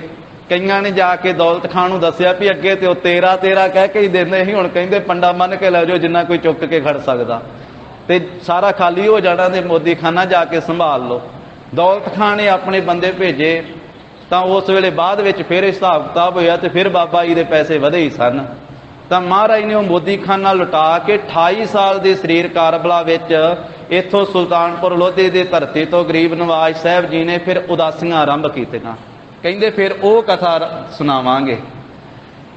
ਕਹੂੰ ਕਥਾ ਕੀ ਇਹ ਮੋਦੀ ਖਾਨਾ, ਪਹਿਲਾਂ ਇਹ ਸੁਣਾਵਾਂਗੇ ਵੀ ਮੋਦੀ ਖਾਨਾ ਕਿਵੇਂ ਕੀਤਾ। ਉਸ ਤੋਂ ਬਾਅਦ ਫਿਰ ਮੋਦੀ ਖਾਨਾ ਕਰਨ ਤੋਂ ਬਾਅਦ ਤੇਹ ਤਜ ਦੇਸ਼ ਬਿਲੋਕੇ ਨਾਨਾ, ਮੋਦੀ ਖਾਨਾ ਤਿਆਗ ਕੇ ਫਿਰ ਜਿਵੇਂ ਉਦਾਸੀਆਂ ਕੀਤੀਆਂ। 25 ਸਾਲ ਉਦਾਸੀਆਂ ਦਾ ਸਮਾਂ ਹੈ ਮਹਾਰਾਜ ਸਾਹਿਬ ਜੀ ਦਾ। 70 ਸਾਲ ਸਾਰੀ ਸਰੀਰ ਕਾਰਬਲਾ ਤੇ 70 ਸਾਲਾਂ ਦੇ ਵਿੱਚੋਂ ਸਾਧ ਸੰਗਤ ਜੀ 25 ਸਾਲ ਉਦਾਸੀਆਂ ਦੇ ਵਿੱਚ ਹੀ ਬਾਬੇ ਤਾਰੇ 4 ਚੱਕ, 9 ਖੰਡ ਪ੍ਰਿਥਵੀ ਸੱਚਾ ਢੋਆ, ਗੁਰਮੁਖ ਕਲ ਵਿੱਚ ਪ੍ਰਗਟ ਹੋਆ। ਫਿਰ ਜੋ ਦੇਸ਼ ਵਿਦੇਸ਼ ਮਹਾਰਾਜ ਨੇ ਅਨੇਕ ਵੇਖੇ ਆ, ਉਹ ਕਥਾ ਕਹਾਂਗੇ। ਫਿਰ ਜਿੱਥੇ ਕਿੱਥੇ ਗਏ ਉੱਥੇ ਸਿੱਖੀ ਦੀ ਮਰਿਆਦਾ ਕਾਇਮ ਕੀਤੀ ਸਤਿਗੁਰੂ ਜੀ ਨੇ, ਉਹ ਕਥਾ ਸੁਣਾਵਾਂਗੇ। ਇਸ ਤਰ੍ਹਾਂ 4 ਉਦਾਸੀਆਂ ਤੋਂ ਬਾਅਦ ਫਿਰ ਜਿਵੇਂ ਰਾਵੀ ਦੇ ਕੰਢੇ ਤੇ ਕਰਤਾਰਪੁਰ ਸਾਹਿਬ ਨਗਰ ਆ ਕੇ ਵਸੇ ਮਹਾਰਾਜ ਸਾਹਿਬ ਜੀ, ਉਹ ਕਥਾ ਆਵੇਗੀ। ਮਹਾਰਾਜ ਨੇ ਬਿਰਧ ਅਵਸਥਾ ਵਿੱਚ ਅਖੀਰ ਤੇ ਫਿਰ ਜਿਵੇਂ ਸਿੱਖਾਂ ਦੀ ਸਿੱਖੀ ਪਰਖੀ, ਉਹ ਕਥਾ ਆਵੇਗੀ ਇਸ ਗ੍ਰੰਥ ਵਿੱਚ ਅਖੀਰ ਤੇ ਜਾ ਕੇ। ਸਿੱਖਾਂ ਨੂੰ ਪੁੱਤਰਾਂ ਨੂੰ ਪਰਖ ਕੇ ਘੋਖ ਕੇ, ਸਿੱਖਾਂ ਪੁੱਤਰਾਂ ਘੋਖ ਕੇ ਸਭ ਉਮਤ ਵੇਖੋ ਜੇ ਕਿਉਣ, ਜਾਂ ਸੁਧੋਸ ਤਾਂ ਲਹਿਣਾ ਟਿੱਕੇ ਆਉਣ। ਫਿਰ ਕਹਿੰਦੇ ਜਿਵੇਂ ਸ੍ਰੀ ਗੁਰੂ ਅੰਗਦ ਦੇਵ ਸਾਹਿਬ ਜੀ ਨੂੰ ਆਪ ਜੀ ਨੇ ਆਪਣਾ ਤਖਤ ਦਿੱਤਾ, ਇਹ ਕਥਾ ਆਵੇਗੀ। ਐਸੇ ਗੁਰੂ ਸਾਹਿਬ ਜੀ ਧੰਨ ਸ੍ਰੀ ਗੁਰੂ ਨਾਨਕ ਸਾਹਿਬ ਮਹਾਰਾਜ ਦੀ ਕੀਰਤੀ ਦਾ ਇਹ ਗ੍ਰੰਥ ਕਹਿੰਦੇ ਬਣਾਵਾਂਗਾ। ਸ੍ਰੀ ਗੁਰੂ ਨਾਨਕ ਪ੍ਰਕਾਸ਼ ਗ੍ਰੰਥ, ਇਹ ਕਥਾ ਮਹਾਰਾਜ ਸਾਹਿਬ ਜੀ ਦੀ ਜਗਤ ਗੁਰੂ ਜੀ ਦੀ ਆਵੇਗੀ। ਜਿਸ ਕਥਾ ਨੂੰ ਸੁਣ ਕੇ ਧੰਨ ਸ੍ਰੀ ਗੁਰੂ ਨਾਨਕ ਦੇਵ ਸਾਹਿਬ ਮਹਾਰਾਜ ਦੇ ਪੰਥ ਦੇ ਪਾਂਧੀ, ਇਸ ਪੰਥ ਵਿੱਚ ਸ਼ਾਮਲ ਹੋਣ ਵਾਲੇ, ਇਸ ਪੰਥ ਵਿੱਚ ਚੱਲਣ ਵਾਲੇ, ਉਹ ਸੁਣ ਕੇ ਕਥਾ ਨੂੰ ਤੇ ਸੁਖ ਪਾਉਣਗੇ, ਆਨੰਦ ਪ੍ਰਾਪਤ ਕਰਨਗੇ, ਗੁਰੂ ਕੀ ਸੰਗਤ ਆਨੰਦ ਮਾਣੇਗੀ। ਤਾਂ ਇਸ ਪ੍ਰਕਾਰ ਦੇ ਨਾਲ ਸਾਧ ਸੰਗਤ ਜੀ, ਇਹ ਭਾਈ ਸਾਹਿਬ ਜੀ ਨੇ ਇਹ ਮੰਗਲਾਂ ਦੀ ਸਮਾਪਤੀ ਹੋ ਗਈ ਹੈ ਸਾਧ ਸੰਗਤ ਜੀ। ਹੁਣ ਅੱਗੇ ਉਹਨਾਂ ਨੇ ਕਥਾ ਦਾ ਉਂਝ ਹਾਲੇ 2-4 ਮੰਗਲ ਹਨ, ਉਹ ਇਸੇ ਕਥਾ ਦੇ ਸੰਬੰਧ ਵਿੱਚ ਹੀ ਦੱਸੇ ਵੀ ਇਸ ਤਰ੍ਹਾਂ ਇਹ ਕਥਾ ਆਵੇਗੀ ਇਸ ਗ੍ਰੰਥ ਵਿੱਚ। ਅੱਗੇ ਹੁਣ ਕਥਾ ਦਾ ਪ੍ਰਵਾਹ ਚੱਲ ਪਵੇਗਾ। ਇਹ ਪਹਿਲੇ ਅਧਿਆਏ ਦੇ ਵਿੱਚ ਸੋ ਪਹਿਲਾਂ ਪਰਮੇਸ਼ਰ ਵਾਹਿਗੁਰੂ ਜੀ ਦਾ ਮੰਗਲ ਆਇਆ, ਫਿਰ ਇਸੇ ਤਰ੍ਹਾਂ 10 ਪਾਤਸ਼ਾਹੀਆਂ ਦੀ ਮਹਿਮਾ ਦੇ ਮੰਗਲ, ਤੇ ਫਿਰ ਅੱਗੇ ਸਾਧ ਸੰਗਤ ਜੀ ਇਹ ਨਾਮ ਦੀ ਮਹਿਮਾ ਦੇ ਮੰਗਲ। ਭਾਈ ਸਾਹਿਬ ਜੀ ਨੇ ਵੇਖੋ ਕਿੰਨੀ ਸੁੰਦਰਤਾ ਦੇ ਨਾਲ, ਕਿੰਨੇ ਖੁਲਾਸੇ ਦੇ ਨਾਲ ਨਾਮ ਦੀ ਮਹਿਮਾ ਕੀਤੀ ਹੈ। ਤੋ ਇਹ ਵਿਚਾਰ ਆਪਾਂ ਸਾਂਝੀ ਕੀਤੀ ਹੈ। ਤਾਂ ਕਹਿੰਦੇ ਹਨ ਗੁਰ ਕੀਰਤ ਸਰਤਾ ਜਿਵ ਵਰਨੀ, ਗੁਰੂ ਕੀ ਜਿਹੜੀ ਕੀਰਤੀ ਹੈ ਨਾ, ਇਹ ਜਾਣੋ ਇੱਕ ਨਦੀ ਵਰਣਨ ਕੀਤੀ ਹੈ। ਇਹ ਮੰਗਲ ਖੁਸ਼ੀਆਂ ਨੂੰ ਪੈਦਾ ਕਰਨ ਵਾਲੀ ਹੈ ਗੁਰੂ ਸਾਹਿਬ ਜੀ ਦੀ ਕਥਾ, ਤੇ ਅਮੰਗਲ ਜਿਹੜੇ ਵਿਘਨ ਹਨ, ਦੁੱਖ, ਉਹਨਾਂ ਨੂੰ ਨਾਸ ਕਰਨ ਵਾਲੀ ਹੈ ਗੁਰੂ ਸਾਹਿਬ ਜੀ ਦੀ ਕਥਾ। ਤਾਂ ਅੱਗੇ ਕਥਾ ਦੀ ਆਰੰਭਤਾ ਸਾਧ ਸੰਗਤ ਜੀ ਹੋ ਜਾਵੇਗੀ। ਸੋ ਇਹ ਮੰਗਲਾਂ ਦੀ ਵਿਚਾਰ ਸਾਂਝੀ ਕਰਦਿਆਂ ਹੋਈਆਂ ਭੁੱਲਾਂ ਚੁੱਕਾਂ ਦੀ ਸਤਿਗੁਰੂ ਜੀ ਗੁਰ ਸੰਗਤ ਜੀ ਖਿਮਾ ਦੇਣੀ। ਔਰ ਕੱਲ ਨੂੰ ਮੱਸਿਆ ਦਾ ਦਿਹਾੜਾ ਹੈ, ਅਮਾਵਸ ਮਹਿ ਆਸ ਨਿਵਾਰੋ, ਅੰਤਰਜਾਮੀ ਰਾਮ ਸਮਾਰੋ। ਤਾਂ ਹਰ ਅਮਾਵਸ ਦੇ ਦਿਹਾੜੇ ਤੇ ਖੰਡੇ ਬਾਟੇ ਦਾ ਅੰਮ੍ਰਿਤ ਤਿਆਰ ਹੁੰਦਾ ਹੈ। ਜਿਨ੍ਹਾਂ ਮਾਈਆਂ ਭਾਈਆਂ ਨੇ, ਅਭਿਲਾਖੀਆਂ ਨੇ ਗੁਰੂ ਕਾ ਅੰਮ੍ਰਿਤ ਛਕਣਾ ਹੋਵੇ, ਉਹ ਸਮੇਂ ਸਿਰ ਗੁਰਦੁਆਰਾ ਸ੍ਰੀ ਬੇਰ ਸਾਹਿਬ ਵਿਖੇ ਪਹੁੰਚ ਕੇ गुरु का अमृत छक के गुरु की खुशियां प्राप्त करनगे। अमृत वेले दे दीवान विच हर मस्या ते और हर ऐतवार और संगरांद के दिहाड़े ते सत्कारयोग महापुरख श्रीमान संत बाबा जगजीत सिंह जी हरखोवाल वाले महापुरख हाजरी भरते हैं। संगतां ने अमृत वेले दे दीवान विच भी हाजरियां भर के गुरु घर दीआं खुशियां प्राप्त करनियां जी। वाहिगुरु वाहिगुरु वाहिगुरु वाहिगुरु वाहिगुरु वाहिगुरु वाहिगुरु वाहिगुरु। हे गोबिंद हे गोपाल हे दयाल लाल प्राणनाथ अनाथ सखे दीन दर्द निवार। हे समरथ अगम पूरन मोहे मया तार। अंधकूप महाभयान नानक पारे उतार। आए प्रभ शरणागति कृपा निध दयाल। एक अखर हर मन बसत नानक होत निहाल। कथा निता प्रत होत है सुनहो सिंह सुजान। नानक गुर गोबिंद सिंह जी सदा करे कल्याण। नानक गुर गोबिंद सिंह जी सदा करे कल्याण। वाहिगुरु जी का खालसा वाहिगुरु जी की फतेह। सत श्री अकाल। वाहिगुरु जी का खालसा वाहिगुरु जी की फतेह।